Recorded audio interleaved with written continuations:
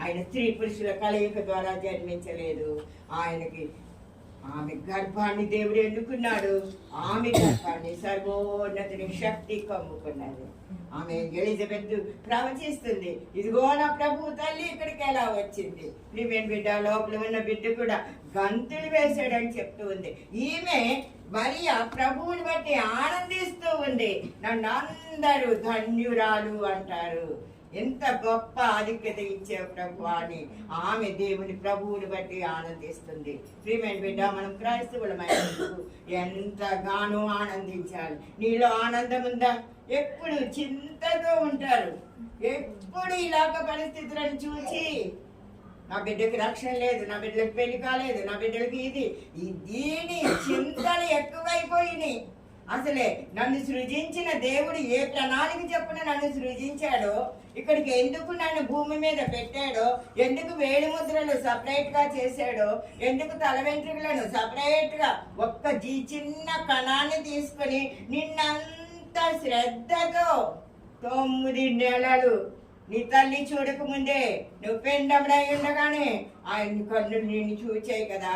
మరి అటువంటి యేసయ్యను, అటువంటి సర్వశక్తి గల దేవుణ్ణి ఎందుకు నువ్వు మర్చిపోగలుగుతున్నావు? ఆయన కొరకు ఏమి చేయలేవా? ఆయన చిత్తాన్ని నెరవేర్చలేవా? ఆయన కొరకు నీ హృదయాన్ని, ఆయన హృదయం అనే తలుపున తట్టుచూ ఉంటే హృదయం అనే తలుపు తీయలేవా? ఆయనతో సహవాసం చేయలేవా? ఆయనతో భోజనం చేయలేవా? ఆయన చిత్త ప్రకారం నువ్వు జీవించలేవా? అంతేకాదు ప్రియమైన బిడ్డ, వాక్యము ఆదియందు వాక్యం ఉండెను, వాక్యం దేవుడై ఉండెను, వాక్యం దేవుని యొద్ద ఉండెను అని చెప్తూ యోహాను సువార్త మొట్టమొదటి అధ్యాయంలో ఆ వాక్యము శరీరధారి అయి మన మధ్యకు దిగి వచ్చింది. ప్రియమైన బిడ్డ, శరీరధారి అయిన వాక్యం ప్రియమైన బిడ్డ, ఈ దినాన్ని శరీరధారి అయి వచ్చి ఆయన ఈ లోకంలో ఏం చేశాడు? 30 సంవత్సరాలు తల్లిదండ్రులకు విధేయత చూపాడు.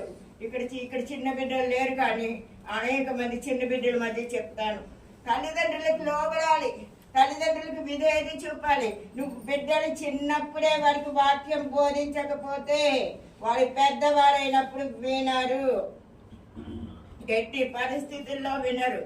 నువ్వు ఏ దేవుని దయందును మనుషుల దయందును బిడ్డలు ఎదిగి వర్ధిల్లాలి అంటే నువ్వు పాలు ఇచ్చు సమయం నందే, పాలు ఇచ్చి చుండగానే వారికి దేవుని వాక్యాన్ని బోధించడం మొదలు పెట్టాలి.